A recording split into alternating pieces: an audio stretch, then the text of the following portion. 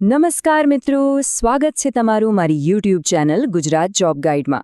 આજે આપણે એક એવા વિષય પર ઊંડાણપૂર્વક ચર્ચા કરવાના છીએ જેની મતલબ કે લાખો લોકો અત્યારે બસ આની જ રાહ જોઈ રહ્યા છે। આજના આ એક્સપ્લેનરમાં આપણે 8મા પગાર પંચ વિશે બધું જ બિલકુલ બધું જ જાણવાના છીએ। કેન્દ્રીય કર્મચારીઓ અને પેન્શનરો માટે તો આ સમજો કે એક બહુ જ મોટો અને ઐતિહાસિક અપડેટ છે। તો ચાલો બિલકુલ સમય બગાડ્યા વિના સીધા જ આજના વિષય પર જમ્પ કરીએ। 1.15 કરોડ, જી હા, 1,15,00,000। આ કોઈ નાનો સૂનો આંકડો નથી। આ દર્શાવે છે કે સરકારના આ એક નિર્ણયની અસર કેટલી મોટી થવાની છે। જરા વિચારો, 8મું પગાર પંચ સીધું 50 લાખ સરકારી કર્મચારીઓ અને 65 લાખ પેન્શનરોના આર્થિક ભવિષ્યને બદલવા જઈ રહ્યું છે। અને જ્યારે આટલા મોટા સ્કેલ પર કોઈ ફેરફાર થાય ને, ત્યારે તે માત્ર પરિવારોને જ નહીં પણ આખા દેશના અર્થતંત્રને એક જબરદસ્ત બૂસ્ટ આપે છે। તો જુઓ, આજનો આપણો એજન્ડા એકદમ ક્લિયર છે। આપણે વાત કરીશું 8મા પગાર પંચના મોટા સમાચાર વિશે, ત્યારબાદ મૂળ પગારમાં સંભવિત ઉછાળો કેટલો હશે, આ નવું ફોર્મ્યુલા આખરે બનાવશે કોણ, ભથ્થા અને પેન્શન પર તેની શું અસર થશે, અને સૌથી છેલ્લે આ નવો પગાર ક્યારથી લાગુ થશે। બસ આ 5 મુદ્દાઓ આપણે કવર કરવાના છીએ। નંબર 1, 8મું પગાર પંચ, મોટા સમાચાર। હવે જુઓ, આપણે બધા જ જાણીએ છીએ કે મોંઘવારી અને ખર્ચાઓ આજકાલ કેટલા વધી ગયા છે, રાઈટ? તો બસ આ જ પરિસ્થિતિને ધ્યાનમાં રાખીને સરકાર કર્મચારીઓને આર્થિક રીતે સપોર્ટ કરવા માટે આ ઐતિહાસિક પગલું ભરી રહી છે। ટૂંકમાં કહીએ તો વર્ષ 2026 પગાર અને પેન્શનના માળખામાં એક બહુ જ મોટો નાણાકીય જમ્પ લઈને આવી રહ્યું છે। નંબર 2, મૂળ પગારમાં સંભવિત ઉછાળો। હવે આપણે એવા પ્રશ્ન પર આવીએ છીએ જેની કદાચ અત્યારે સૌથી વધુ ચર્ચા થઈ રહી છે કે ભાઈ, ખરેખર પગારમાં વધારો થશે કેટલો? તો અત્યારે 7મા પગાર પંચ મુજબ લઘુત્તમ મૂળ પગાર 18,000 રૂપિયા છે। પણ કર્મચારી સંગઠનોની જે પ્રબળ માંગ છે અને જે નવા ફેરફારો આવી રહ્યા છે ને, એ જોતા 8મા પગાર પંચમાં આ રકમ સીધી જ 51,480 રૂપિયા સુધી પહોંચી શકે છે। બિલકુલ સાચું સાંભળ્યું, 51,480। આ કોઈ સામાન્ય ઉછાળો નથી। આ એક એવો બદલાવ છે જે કર્મચારીઓની આર્થિક સ્થિતિને એકદમ નવી ઊંચાઈ પર લઈ જશે। હવે સવાલ એ થાય કે આટલો મોટો આંકડો પોસિબલ કેવી રીતે બનશે? તો આનો આખો આધાર છે ફિટમેન્ટ ફેક્ટર પર। આ ફિટમેન્ટ ફેક્ટર કોઈ સામાન્ય ગણિતનો આંકડો નથી હો। આ એક એવું મહત્વપૂર્ણ મલ્ટીપ્લાયર છે જે આજની વાસ્તવિક મોંઘવારીને ધ્યાનમાં રાખીને તમામ 18 પે લેવલના કર્મચારીઓના પગાર વધારાને નક્કી કરે છે। કહેવાનો સીધો અર્થ એ છે કે જો સરકાર આ ફિટમેન્ટ ફેક્ટર વધારે તો માત્ર નીચેના લેવલના જ નહીં પણ ઉપરથી નીચે સુધીના તમામ કર્મચારીઓના પગારમાં એકદમ જોરદાર અને સપ્રમાણ ઉછાળો જોવા મળશે। નંબર 3, નવું ફોર્મ્યુલા કોણ બનાવશે?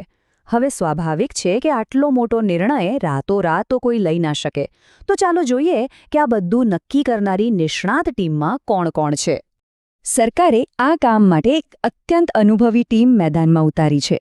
સુપ્રીમ કોર્ટના ભૂતપૂર્વ જસ્ટિસ રંજના પ્રકાશ દેસાઈ આખી પેનલનું નેતૃત્વ કરી રહ્યા છે અને તેમને સપોર્ટ કરવા માટે વડાપ્રધાનની આર્થિક સલાહકાર પરિષદના સભ્ય પુલક ઘોષ અને ભૂતપૂર્વ આઈએએસ અધિકારી પંકજ જૈન પણ સાથે છે। મતલબ કે આટલી પાવરફુલ અને એક્સપર્ટ ટીમ છે એટલે એટલું તો પાક્કું છે કે બધો જ અભ્યાસ એકદમ ડિટેલમાં અને પરફેક્ટ થશે। અને સૌથી સારી વાત એ છે કે આ ટીમ માત્ર એસી ઓફિસમાં બેસીને કાગળ પર ગણતરીઓ નથી કરવાની। માર્ચ અને એપ્રિલ 2026 દરમિયાન તેઓ મજૂર સંગઠનો અને પેન્શનર એસોસિએશનો સાથે રૂબરૂ મીટિંગ્સ કરી રહ્યા છે। તેઓ ગ્રાઉન્ડ લેવલ પર જઈ રહ્યા છે જેથી કર્મચારીઓની સાચી તકલીફો અને માર્કેટની અત્યારની સ્થિતિ આ બંને વસ્તુઓને બરાબર સમજી શકાય। ચોથો મુદ્દો, ભથ્થા અને પેન્શન પર અસર। ચાલો, બેઝિક પગારની વાતો આપણે કરી લીધી, પણ હવે જોઈએ કે બાકીના ભથ્થા એટલે કે અલાઉન્સીસ અને પેન્શન પર આ પંચની કેવી અસર થવાની છે। અહીં આપણને મુખ્યત્વે 3 બહુ મોટી અસરો જોવા મળશે। પહેલી વાત, ડિયરનેસ એલાઉન્સ એટલે કે ડીએ અથવા મોંઘવારી ભથ્થાને સીધું મૂળ પગારમાં મર્જ કરવા અથવા તેને એકદમ નવા લેવલ પર સેટ કરવાની તૈયારી ચાલી રહી છે। બીજું, આપણા જે 65 લાખ પેન્શનરો છે એમના માટે પેન્શન અને ગ્રેચ્યુઇટીનું એક એકદમ નવું અને સિક્યોર ફોર્મ્યુલા બની રહ્યું છે જેથી રિટાયરમેન્ટ પછીનું ટેન્શન ખતમ થઈ જાય। અને ત્રીજું, હાઉસ રેન્ટ એલાઉન્સ એટલે કે એચઆરએમાં સુધારા થશે જેનાથી મહિનાના અંતે એટલે કે કર્મચારીઓના હાથમાં આવતા ચોખ્ખા પગારમાં ખરેખર બહુ મોટો વધારો જોવા મળશે. પાંચમો અને કદાચ સૌથી અગત્યનો મુદ્દો, ક્યારથી લાગુ થશે નવો પગાર?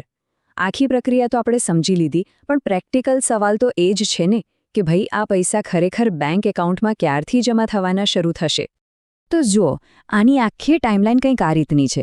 17 જાન્યુઆરી 2025ના રોજ આની ઓફિશિયલ જાહેરાત થઈ ચૂકી છે. હવે આ નવું પગાર ધોરણ 1 જાન્યુઆરી 2026થી અમલમાં આવવાની પૂરેપૂરી સંભાવના છે અને રિપોર્ટ ફાઇનલ થતાં મધ્ય 2027નો સમય લાગી શકે છે.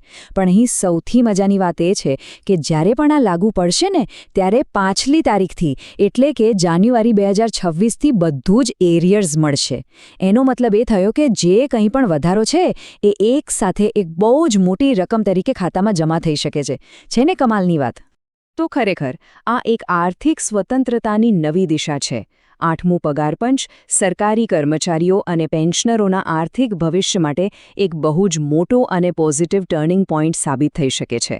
હા, અંતિમ આંકડાઓ તો સરકારના નિર્ણય પર જ નિર્ભર રહેશે, પણ અત્યારે જે સંકેતો મળી રહ્યા છે તે ચોક્કસપણે ઉત્તમ છે.